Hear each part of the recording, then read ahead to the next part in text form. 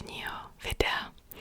Takže zhruba před už více než měsícem jsem v angličtině vydala video, což měla být taková jako příprava na druhou sérii Zaklínače, kdy jsem mluvila o různých monstrech, která by se mohla objevit. A právě jeden z vás se ptal, jestli bych mohla udělat tohle video i v češtině. A já v té době už jsem nenatáčela, jsem měla pauzu od asi 15. prosince a slíbila jsem, že to natočím na začátku ledna. A pak jsem se k tomu nějak nedostala. Vůbec se mi do toho nechtělo. Možná taky proto, že ta druhá série mi přišla taková jiná. Já začnu popisováním těch monster a právě taky vám řeknu, z jaké mytologie pochází. Většina teda pochází ze slovanské mytologie, ale nejenom ze slovanské mytologie teda. A úplně na závěr vám řeknu nějaký jako svůj názor na druhou sérii, jestli se mi líbila, nelíbila a tak dále. Já teda jsem četla jenom v podstatě první 2 knížky, jsem teď v půlce 3. zhruba. A kdysi dávno jsem jako trošku hrála i tu hru. A to už je hodně dávno. Kdysi víc než 6 let možná, když to vyšlo. Což už je hodně dávno. Takže jako jsem tak říkajíc, dejme tomu fanoušek té série, tak nějak. A to je asi všechno. Začneme, ať tady nemluvím to 3 hodiny jenom jako na úvod. Tak jo. Takže já bych začala netvorem, který teda vlastně úplně ani netvor nebyl, ale seznámili jsme se s ním úplně na začátku. A to je muž, který se jmenuje Nivellen. A my vlastně ho potkáme úplně na začátku, nevíme jako jestli je to monstrum, není to monstrum. Moment, v tom seriálu ho vlastně Zaklínač už znal, že jo? Ale myslím, že v knížce ho ještě neznal. Nejsem si jistá teď úplně. A to je jedno. Takže Nivellen teda je takový chlupatý netvor. A my se dozvíme, že vlastně se stal netvorem z prokletí kněžky, když zlikvidoval nějaký ten chrám a tu kněžku znásilnil. Jediné, co mě napadá ještě, co bych němu řekla teda, tak v tom seriálu neřekli, že on vlastně tak trochu vyrůstal v prostředí, který ho dost ovlivnilo právě, aby potom začal páchat zlo. Protože jeho děda a vlastně jeho otec byli, dejme tomu, lídři nějaké jako gangu, bandy hrdlořezů, dejme tomu. A on vlastně následoval jenom jejich stopy. Ne, že by ho to ospravedlňovalo, ale dá to trochu do kontextu toho jeho příběhu. No a jinak teda nenašla jsem jako žádnou postavu z mytologie, která by mu byla podobná, která byla jim inspirovaná. Jediné, co mě napadlo, byla pohádka Kráska a zvíře teda. To zvíře, dejme tomu, že jo. Jdeme dál, pak jsme se setkali s Bruxou. A Bruxa je vyšší upírka, která nabývá podoby ženy, nebo taky netopíra. A má dost jako ostré tesáky, drápy a saje krev. Logicky. Dokáže taky vydat zvukovou vlnu, která omračuje protivníky. A některé mají i slabou telepatickou sílu. A většinou loví hezké mladé muže a vysávají jim krev. Na náboženské symboly nereagují, stejně jako nejsou alergičtí na česnek. A většinou teda vypadají jako krásné dívky, takže se jim můžete splést s nymfami. A potom na vás zaútočí. Já teda předpokládám, že jste viděli tu druhou sérii, pokud se díváte na tohle video, pokud ne, tak je to jedno asi. Ale my se teda dozvíme potom, že vlastně ta upírka skutečně dokázala milovat Nivellena a on ji musel zabít, aby se zbavil toho prokletí. Víc k ní asi nemám co říct, ona tam fakt fakt se objevila jenom v jednom díle. Jinak je asi jasné, z jaké mytologie sešla, z jakou mytologii byla inspirována, protože právě v Evropě, jako v Rumunsku, Bulharsku, ve východní Evropě, právě vznikly během středověku legendy o upírech, kteří sají krev. Tak, jdeme dál. Tohle nejsou tak zajímavé postavy, bych řekla, takže jdeme dál. Pak jsme se setkali s Leším. To je tedy lesní démon, který je ochránce lesa. A ve hře, nebo v knížkách myslím, že taky vystupuje. A je tedy spíš zobrazován s lebkou místo hlavy a s pařáty.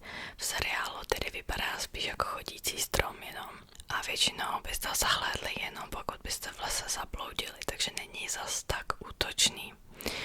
A tahle postava byla inspirována teda východoevropskou mytologií, konkrétně postavou nebo monstrem zvaným Leží,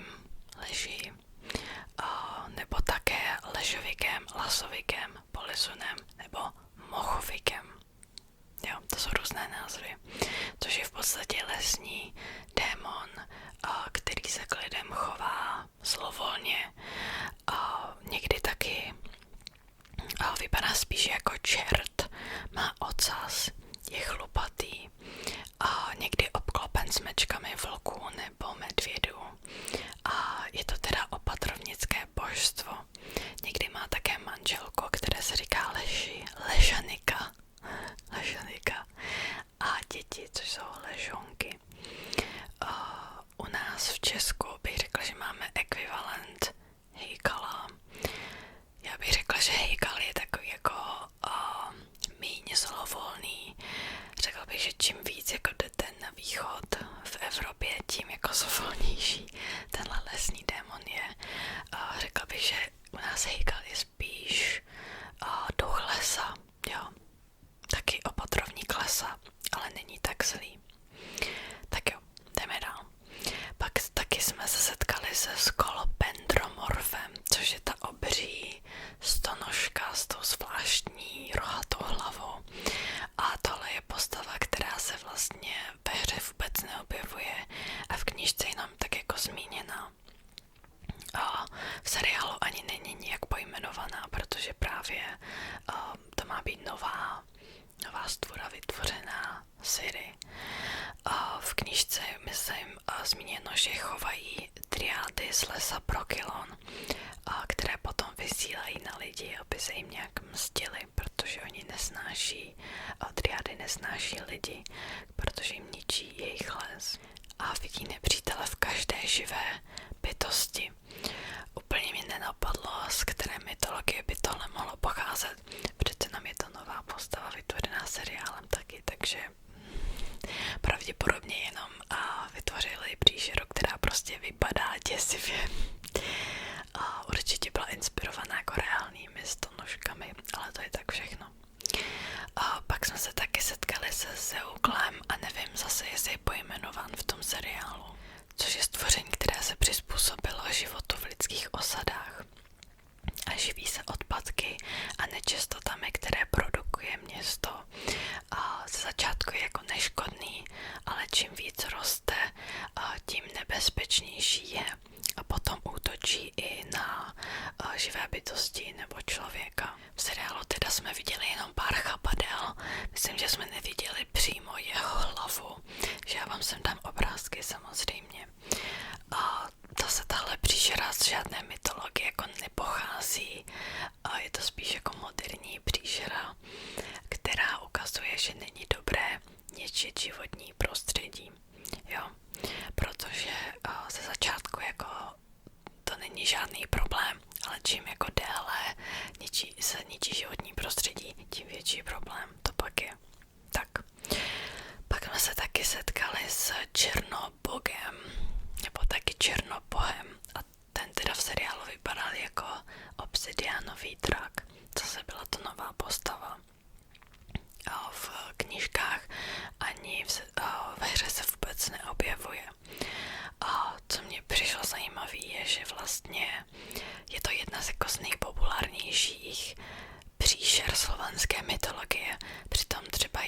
o ní neměl vůbec ani nejmenší ponětí.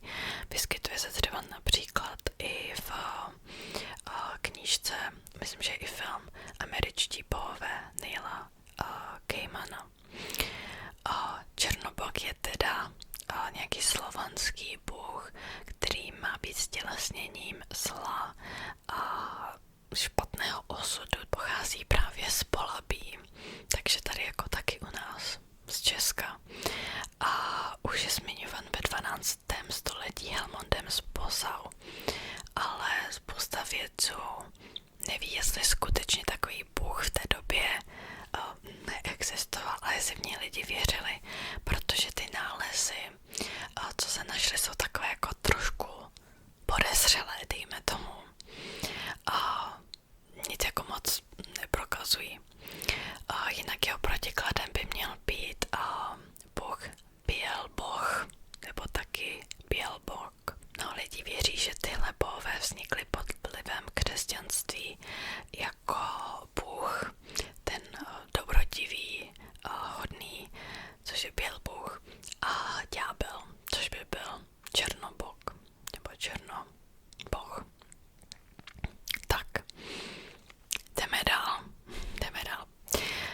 Pak jsme se setkali s Baziliškem, kdy vlastně jak se jmenovala, Voleth Meir, myslím, ta nesmrtelná matka vyvolala, ale on se objevuje i normálně jako v knížkách ve hře, takže Bazilišek se považuje za krále zerikánských pustin.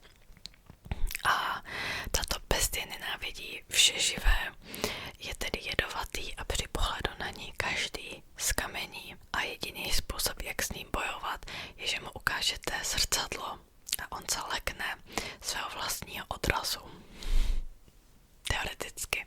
Potom jsem tu našla citát, že tomu zaklínači nevěří, že jako nejlepší způsob, pokud teda někdo trvá na boji se zrcadlem, je najít co nejtěžší a co největší a začít to mlátit hlava, ne hlava. Takže mi přišlo takový trochu vtipný. A většinou se teda objevuje v temných a vlhkých místech. Jinak Bazilišek teda původem pochází z řecké a římské mytologie a většinou by se ho nalezli na poušti, protože jinak by zpustošil jakoukoliv jinou krajinu.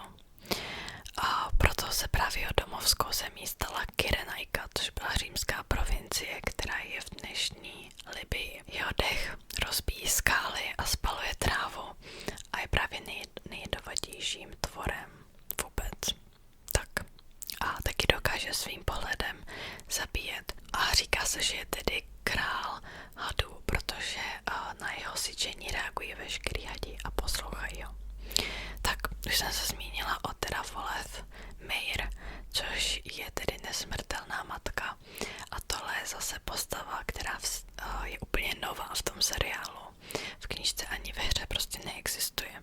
Já jí budu říkat nesmrtelná matka, protože Voleth Meir se mi říká strašně blbě. Takže je to tedy démon, který se živí bolestí a obecně na sebe bere podobu starší ženy, ale tuhle podobu dokáže měnit podle toho, s kým zrovna mluví. A pak jsme se dozvěděli, že je součástí divokého honu. A stejně jako ostatní monstra se objevila během konjunkce sfér, což v podstatě, myslím, že i v seriálu to vysvětlovali jako kdy se několik dimenzí prostě střetlo a spojilo, dejme tomu. A první zaklínači byli najati, aby ji pohřbili v jejich jíži. Tahle postava bych řekla, že pochází právě taky ze slovanské mytologie, protože hodně připomíná Babu Jagu, kterou asi všichni známe. Právě taky tím, že ona je v chýši s baziliškovýma nohama a ve slovanské mytologii ta chýš má většinou kuřecí nohy. A myslím, že i přímo jste jí museli zavolat jako chalubo, otoč se zády k lesu a čelem ke mně, což taky ve slovanské mytologii je způsob, jak ji zavolat. Nehledě na to, že se tam objevily 3 postavy ve snech, což údajně je tedy odkaz na ruskou Basilisa, ve které se objevují právě 3 jezdci nebo rytíři. Bílý jezdec, který se zjevuje na úsvitu a zvěstuje den. Červený jezdec, který se objevuje v poledne a zvěstuje slunce. A černý jezdec, který se objevuje na konci dne a zvěstuje noc. Tak. Poslední příšerej monstrum je divoký hon. A my jsme se s ním setkali spíš jako jenom v nějakých vizích, ale divoký hon je teda průvod přízraku a přeludu, kteří se objevují na nebi a zvěstují válku nebo přírodní katastrofy. Divoký hon vede král honu, který je vtělením smrti. Divoký hon většinou nepotřebuje bojovat, protože je tak děsivý, že všichni před ním utečou. A zase vám tady ukážu obrázek. A právě jejich cílem je si brát lidské otroky do jejich země, aby jim sloužili. Divoký hon tedy pravděpodobně pochází ze severské mytologie, z germánské, a taky se objevuje ve slovanské a keltské mytologii. A říká se mu tedy divoká honba, nebo taky štvaní.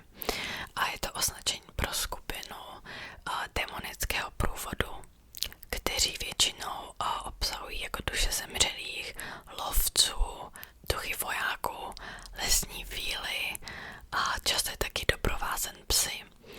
A většinou tedy vůdce honby je buď to třeba Odin, nebo král Artuš, nebo nějaká jiná jako dost silná osobnost, dejme tomu bůh, král a tak dále. A co mě osobně přišlo zajímavý, je, že tyhle pověsti se objevují i v Čechách. Ne úplně na Moravě, ale zase jako kolem Labe. A především tedy v okrajových lesnatých oblastech.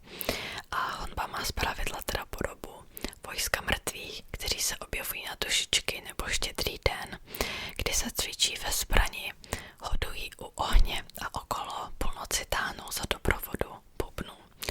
A spatřit divoký hon je zase jako známka buď to války nebo neštěstí. Většinou ten, kdo ho spatřil, tak zemřel. Tak, to je všechno. To jsou všechny monstra nebo přízraky, dejme tomu, z druhé série Zaklínače. Já teď teda úplně na závěr bych vám řekla nějaký názor. Já jsem byla z druhé série trošku zmatená. A to právě proto, že oni slibovali, že budou hodně jako se držet předlohy knížek nebo dejme tomu i hry. Což teda v druhé sérii se úplně nestalo. Už jenom tím, že vlastně série má schopnost vytvářet nové příšery tím, že ječí na monolit. Nebo taky, že Yennefer ztratí své schopnosti, což mi třeba přišlo úplně jako mimo, dejme tomu. Ale takhle, ono není špatný, když se odkloníte od kýžený předlohy, ale musíte to udělat dobře. A já se trochu bojím, aby jsme to neměli jako druhou hru o trůny, kdy vlastně potom už neměli knižní předlohy, že museli si to vymyslet. George R.R. Martin teda pořád, myslím, že byl jako konzultant, pořád jako jim radil, až teda na 8. sérii. On původně chtěl 10 sérií, ale oni se to rozhodli utnout prostě 8. sérii a byla to katastrofa. Jo. Netflix je známý taky tím, že oni ruší každou druhou sérii a já upřímně se bojím, že si trochu ukousli moc velkého sousta se Zaklínačem. Já myslím, že ve druhé sérii tak trochu chybí taky to profesionální vyprávění příběhu, protože svět Zaklínače je prostě nesmírně složitý a není úplně jednoduchý všechny tyhle informace zakomponovat do seriálu. A oni se rozhodli prostě každou chvíli tam cpát nějakou vizi. Já nevím, jestli jste si to taky všimli, ale prostě veškeré jako informace, většinu informací jsme se dozvěděli právě přes tyhle vize, což mě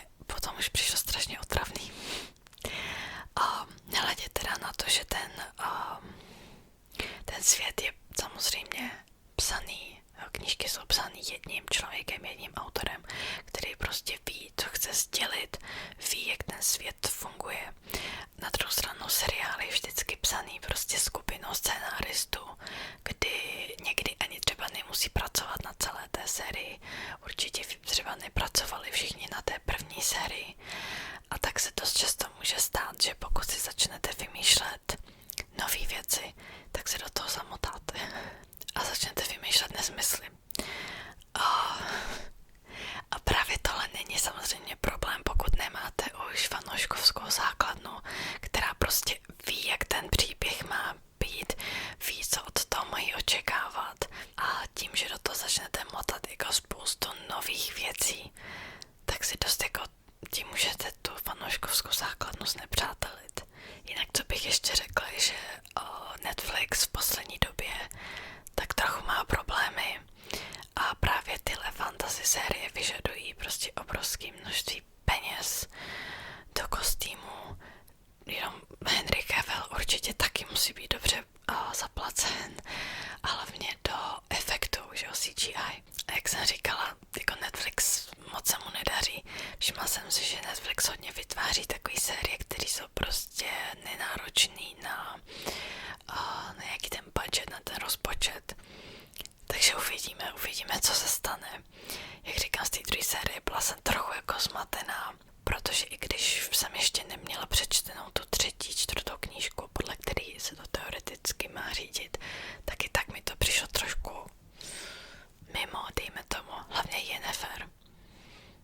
I postava Yennefer je prostě psaná v seriálu úplně jinak, že si někdy člověk říká, jako co ten Geralt na ní vůbec vidí, když to v knížce je prostě úplně jiná. A to není hereckým výkonem té herečky, podle mě ona jako se to zhostila výborně, ale tím spíš jak ji píšou, protože v knížce je hodně taková jako ani dobrá, ani zlá, prostě něco mezi tím, je silná, řekla bych hodně sobecká a přijde mi, že Netflix prostě nechce takovou ženskou postavu, jako je v knížkách. Nevím proč, myslím, že už jsem řekla všechno, co jsem chtěla. Samozřejmě se těším na třetí sérii, budu ji sledovat i tak dál, čtu ty knížky dál, řekla bych, že se mi čte trošku hůř. Já jsem jako obrovský fanoušek fantasy, prostě už od dětství, ale čte se mi trošku ta knížka hůř než třeba jiný fantasy série, takže mi to jde pomalejš. Já vím, že teď hodně jsem jako říkala kritiku na ten seriál, ale uvidíme, co přinese třetí série. Navíc myslím, že v roce 2022 mají vydat ještě prequel o prvních zaklínačích, myslím právě z dob té konjunkce sfér, spojený sfér. Takže